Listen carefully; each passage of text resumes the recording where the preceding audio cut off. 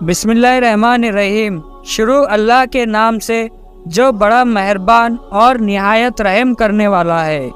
زبیر 47 کے عزیز دوستو، السلام علیکم۔ دوستو، آج کی اس ویڈیو میں ہم دیکھیں گے کہ کیسے ایک مغرور شہزادی کا گھمنڈ ٹوٹتا ہے، کیسے اس کی شادی ایک غریب فقیر سے ہو جاتی ہے۔ بہت عرصہ پہلے کی بات ہے، ایک بادشاہ تھا، اس کی ایک خوبصورت اور اکلوتی بیٹی تھی۔ اپنی خوبصورتی اور دولت کی وجہ سے بہت مغرور اور گستاخ ہو گئی تھی۔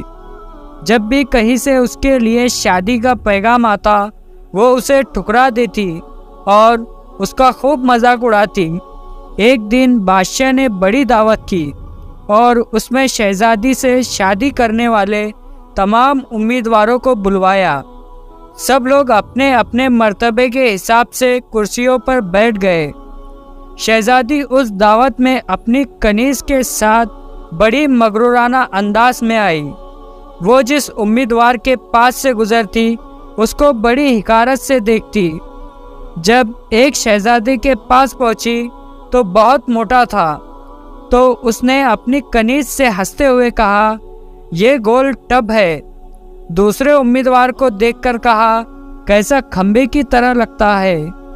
ایک شہزادہ بہت چھوٹا تھا، تو اس نے کہا، ذرا چھوٹے موٹے کو تو دیکھو۔ ایک نواب بہت گورا تھا، شہزادی نے اسے سفید چوہا کہا۔ ایک امیر کا رنگ سرخ تھا، تو اس نے اسے مرغے کی کلگی کہہ کر پکارا۔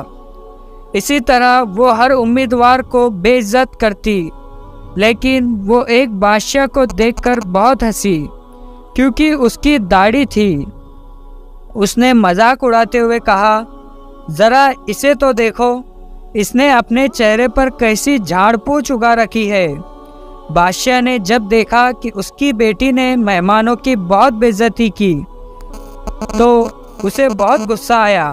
اس نے بھرے دربار میں یہ اعلان کیا کہ شہزادی پسند کرے یا نہ کرے، مگر اب میں اس کی شادی کسی فقیر سے کروں گا۔ اس اعلان کے بعد تمام لوگ وہاں سے چلے گئے۔ کچھ دیر کے بعد ایک آوارہ گرد گویا آیا، جو گلی کوچوں میں گھوم کر گانا گایا کرتا تھا۔ اس نے شاہی محل کے نیچے کھڑکی کے قریب ہو کر گانا گانا شروع کر دیا۔ بادشاہ نے اس کی آواز سنی تو ایک خادم کو حکم دیا کہ اس فقیر کو اندر بلایا جائے۔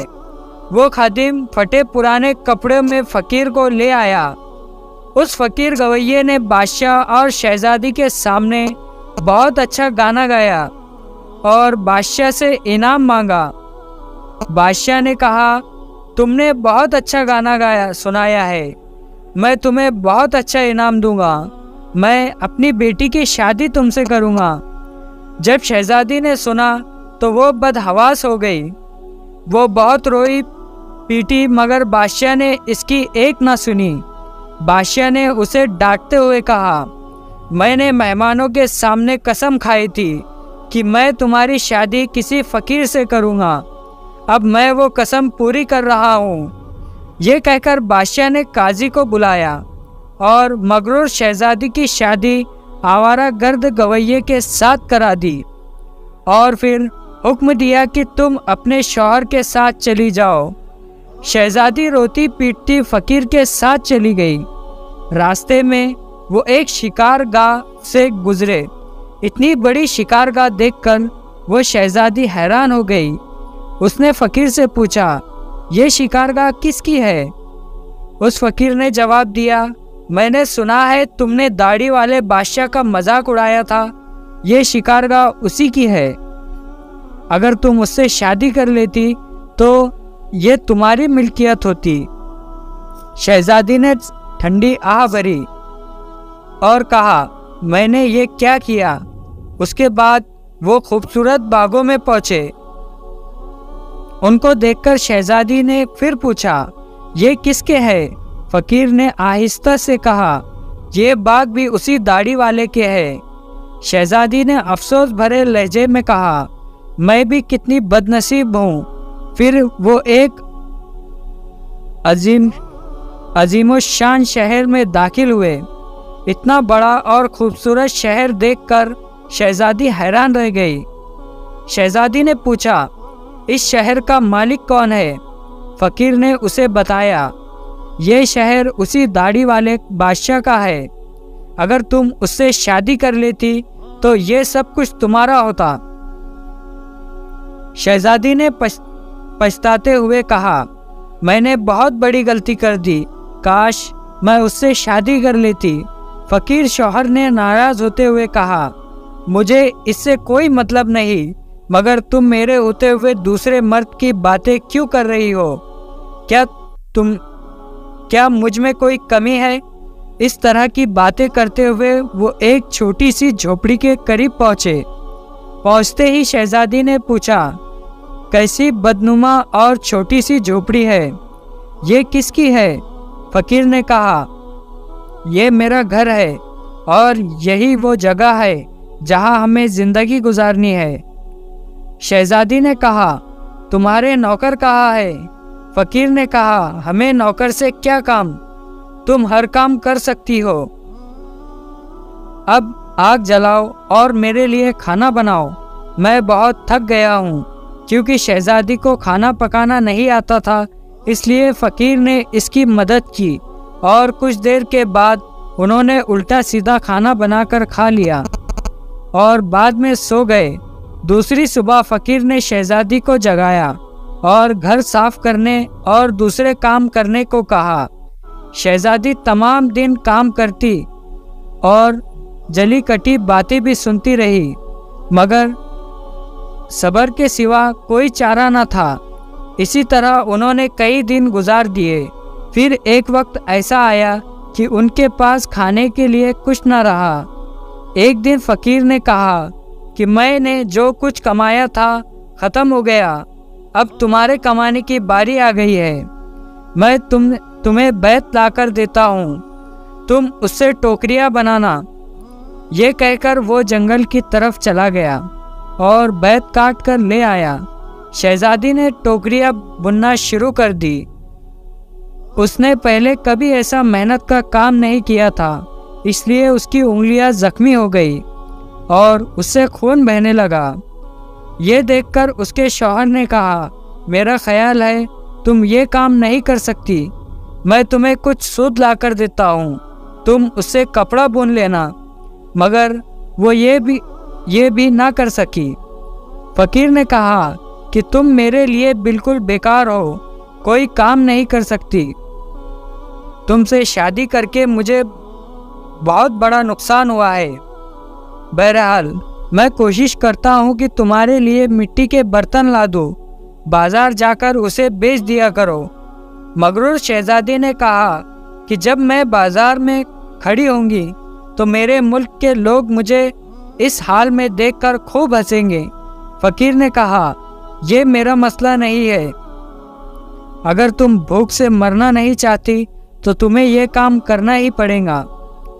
جب شہزادی بازار میں برتن بیچنے کے لیے گئی تو ایک خوبصورت لڑکی کو لوگ بازار میں برتن بیچتے دیکھتے تو اس پر ترس کھا کر کچھ نہ کچھ خرید لیتے۔ وہ برتن بکنے کے بعد فقیر نے اسے اور برتن لا کر دیے۔ اسی دوران ایک بد مزاج سپاہی وہاں سے گزرا۔ اس نے بازار کے بیچ میں برتن رکھے ہوئے دیکھ کر انہیں لات مار کر توڑ دیا اور کہا، آئندہ اس طرح راستے میں مت رکنا۔ شہزادی بہت پریشان ہوئی۔ اس نے سارا واقعہ گھر آ کر اپنے شوہر کو بتایا۔ شوہر نے کہا، تم انتہائی بے وقوف ہو، تم سے کس نے کہا تھا بیچ بازار برتن لے کر بیٹھ جاؤ؟ آخر وہاں سے لوگوں کو گزرنے میں تکلیف ہوتی ہے۔ میرا خیال ہے یہ بھی تمہارے بس کا کام نہیں ہے۔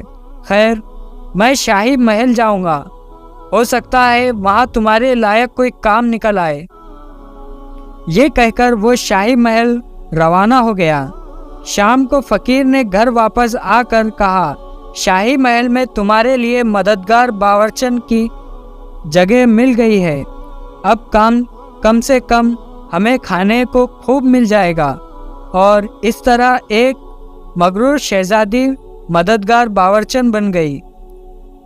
वो हर रोज सुबह से लेकर शाम तक बावर्ची खाने के सारे काम करती और शाम को लोगों का बचा हुआ खाना घर लेकर वापस आ जाती और इस तरह दोनों मियाँ बीवी का गुजारा हो जाता।